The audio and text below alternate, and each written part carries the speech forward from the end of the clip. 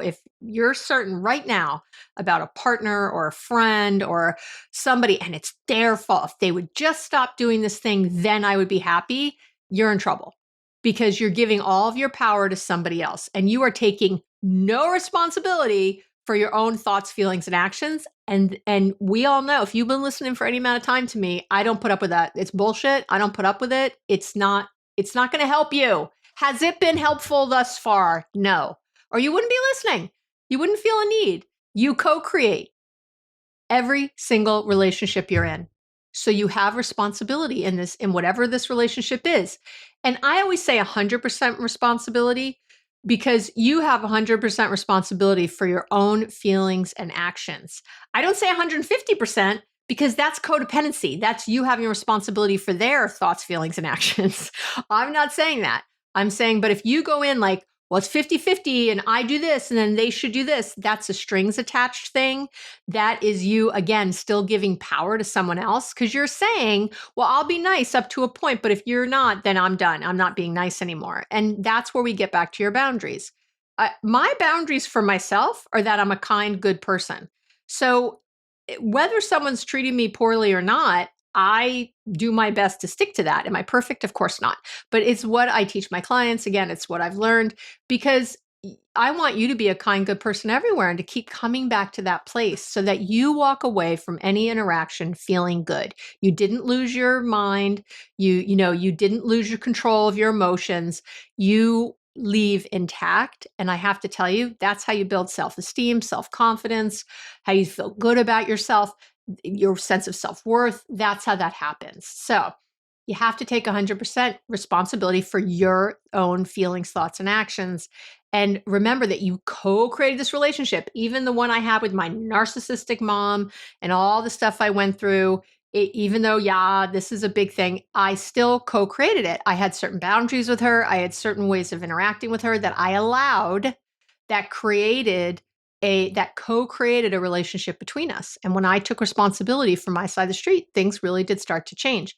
And again, this is what I do with my clients. This is what I teach them. And they all come back and say, wow, I can't believe how different this is. And it's because they've changed, not the other person, but the other person changes when you change. That's just what happens. That's just how it is. So if you want to be, a victim in your life and blame everyone else for how you feel, again, I don't know how to help you from there. And I want to help you. I love you. I want to help you. And I can't do it from there. I did a whole thing at the end of 2023 about a victim mindset and then how to have an empowered mindset. So maybe listen to those, maybe go back, maybe make that, a good resolution about how to really shift the mindset. I think they're really good ones to listen to. If you're looking to really change not just how you are in a relationship, but who you are in your relationships. If you're really wanting to have connection, ease, and joy, then it's time to put on those, big gal, big guy, big binary, non-binary pants and, look at yourself first. Okay? That's all I'm asking for. And I understand, it takes two to tango in any relationship. And the other person might be acting like a total butthole, might be acting like such a jerk, but it's still you that needs to look at yourself first and take responsibility. You hear me say it, whoever's in the most pain needs to change first. If you're the one listening, you are, my friend, are in the most pain. And you are who I'm here to help. If you'd like to do something different, then taking responsibility for your own feelings and reactions is first and foremost. It's step one, because you might find, and this is what's crazy here or wonderful or whatever, is that you might find that you don't even need to share this thing that bothered you so much when you do that. You might realize that you are being triggered by something from your past, and you might be able to sort your feelings out on your own. I cannot tell you how many clients I've had where they came in, to the session. They're like, oh, I'm so mad at my mom. I'm so mad at my partner. And they did this and they did this and they're blaming. And by the time we've worked through a little tip I'm about to teach you, it's a super great tool to use. By the time they've worked through it, they're like, I see the shoulders drop. So a lot of times they're crying because they're really getting towards what is. And they have a very different way of approaching the issue with the other person. they have aha moments first. So they either feel like, oh my gosh, this isn't about them, this is about me and how I'm reacting and the boundary I have or something else. They get that, and they get that they don't even have to talk to the other person about this thing. Or they realize that the way they're going to approach the conversation is 100% different because of this sort of aha they've had. There's something called root cause analysis. So in business, root cause analysis, or RCA, it's a group of techniques and strategies that are used to identify, you guessed it, the root cause of a trend or an event that happens. You're really trying to dig below. You're looking beyond the obvious or the superficial cause and effect. That's what's so cool about it. You're looking for where a system or a process failed or caused an issue in the first place. And that is what's so cool, right? Think about your interaction with your partner. If this is because of a childhood trauma you had, it doesn't mean that you don't want that to change. Let me just say that. If the person is doing something constantly that's triggering it, I'm not saying you don't want to work on that. I'm saying when you understand truly where it's from, when you have a conversation and are like, oh, I'm triggered by this and da da da da da, it's very different because you're not blaming them for what's happening. You're taking responsibility. You're asking for help. You're asking for empathy and compassion, but you're not blaming them for the reaction you're having. See the difference? Like it's all very subtle, but it's huge when it comes to understanding yourself, understanding the relationship, and how the two of you interact. Here's the deal. You can perform a little root cause analysis on yourself, and it's pretty simple. And I'm going to explain it right now with it's a simple process. So here's what I have my clients do. I tell them to think about an issue they're having with someone. So I'm going to use a client I had recently who had an issue with her partner. Okay. So she was feeling really angry because they were out to dinner with some other couples a couple weeks ago now. And her partner said something that she felt was belittling her or throwing her under the bus. He had pointed out a mistake she'd made with some, oh yeah, let's call her Jane. Jane is always doing that stuff. She's so gullible. I think he called her gullible or naive or something. She's so naive. She falls for this stuff all the time. He was, not cool. And he was laughing about it. And some of the other people, a couple of the other people, there's about 8 people at the table, were laughing with him at her expense. And she was furious. She said she didn't talk to him the rest of the night, and they had a big blow up when they got home because, of course, he told her she was being too sensitive and blah, blah, blah. So here's what I do. So I said to her, okay, and I had her write I think it's better if you write this down, but if you feel like you can't, you can also do this next part out loud or in your head. But what you want to do is think of that thing. So I have my client think of Jane, we'll call her, think about this thing where her partner called her naive or gullible or stupid or whatever it was. And I had her ask herself, okay, what makes this a problem? So what makes, and insert the thing, what makes my partner saying that I was naive and laughing at it a problem for me? Okay. And then you write down your answer, note it in your head. Okay. So her answer was initially something like, well, he embarrassed me in front of my friends. I said, great. So now we're doing root cause analysis. Okay. So we're going a little deeper with each one. Okay. So now you're going to ask the same question, but you're going to insert your last answer, not the first answer, the last answer. So now you'd ask, what makes the fact that my partner embarrassed me in front of my friends a problem for me? See, we just inserted in. So I had her answer that again. She said, well, we're supposed to be a team and he didn't have my back when he said that. And by the way, I think that took 2 or 3 times to get to that one. I'm not going to lie. So, and that was okay because you just keep doing this. So now we're going back and we're asking the same question again with the last answer. It's always with the last answer. The question is, what makes X a problem for me? So now it's what makes my partner and I not being a team, my feeling like my partner doesn't have my back, a problem for me. See where we're going here? Okay.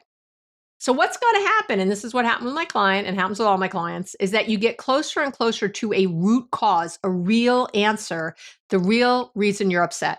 And what she came to was that, and this is most people's answer, the reason we're upset with someone is because she said, I feel abandoned, I feel rejected when he says things like that. She was able to say things like, I feel so alone in this relationship. And I feel alone a lot in this relationship. Like that's, what about feeling alone in this relationship is a problem for me, right? And then we do it again. And she said, well, I don't feel cherished and adored. All right, what about not feeling cherished and adored in this relationship is a problem for you?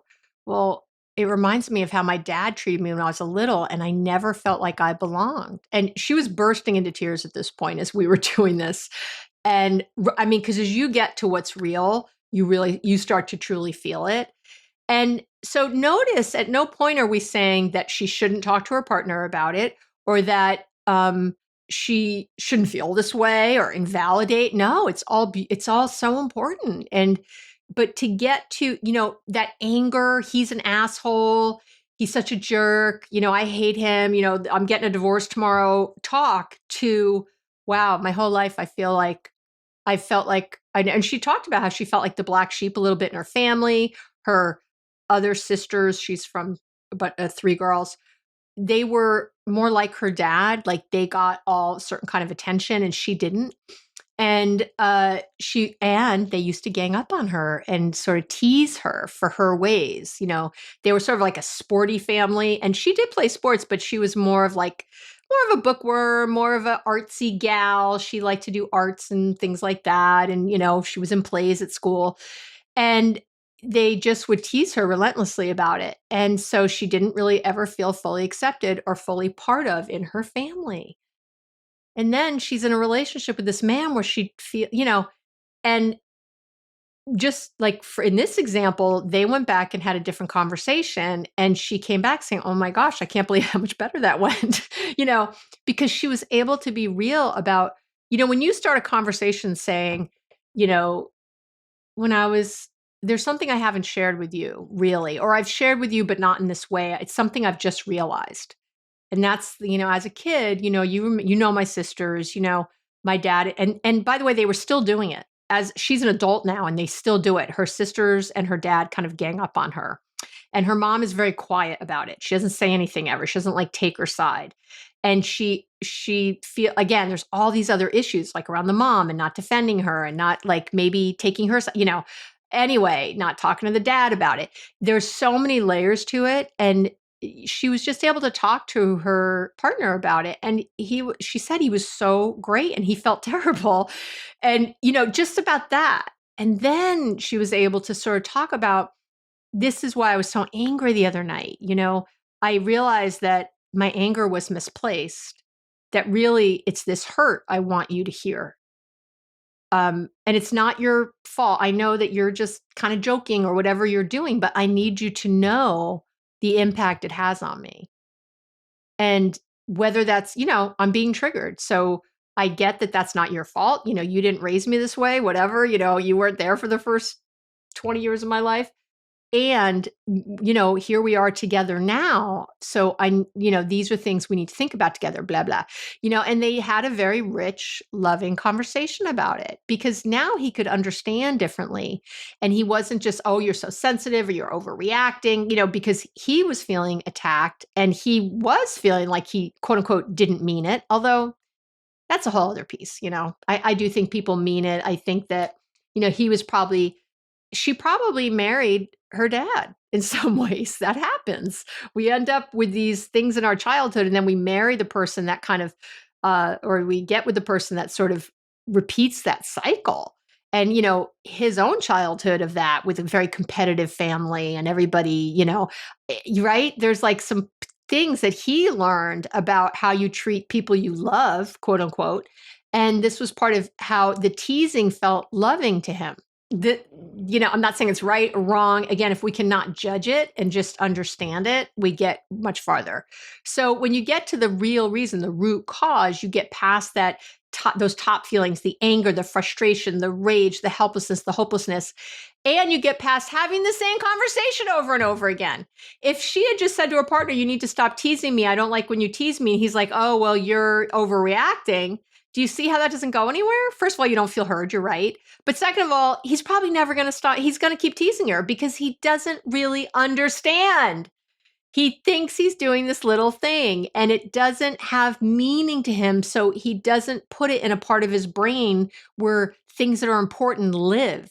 It becomes just this silly thing that isn't important. And I'm not saying that's right or correct or anything else. Again, we're not trying to judge all this. That's what I hear people say. They're like, well, that's not fair. Why do I have to? I'm like, if you keep focusing on fair, you are never going to move forward. You're never going to move forward. All you can do is your side of the street and getting clear on what you really feel. So, and by the way, I had another client who was upset about something, different thing, but same idea. And she came to me first before talking to her partner. And I thought that was brilliant. Like, because as we talked, she said, you know what? This is really not even something I want to talk, her partner's a woman, that I even want to talk to her about. This actually is something else. And I did overreact in the moment. And I know there's something here I want to work on with her, but it's not really this. And and she wanted to do more work around it, but she was able to let go of the frustration, the anger, and the resentment she was feeling. So do you see what I'm talking about? Like, there's a lot here. Remember that we connect with feelings, not thoughts, right? So I say this all the time, I know, but we connect with feelings, not our thoughts. So at the very least, when you come to your partner or your mom or your sister or your friend with true vulnerable feelings, you're going to have a different conversation. It's going to feel different. It's going to feel different to you. It's going to feel different to them.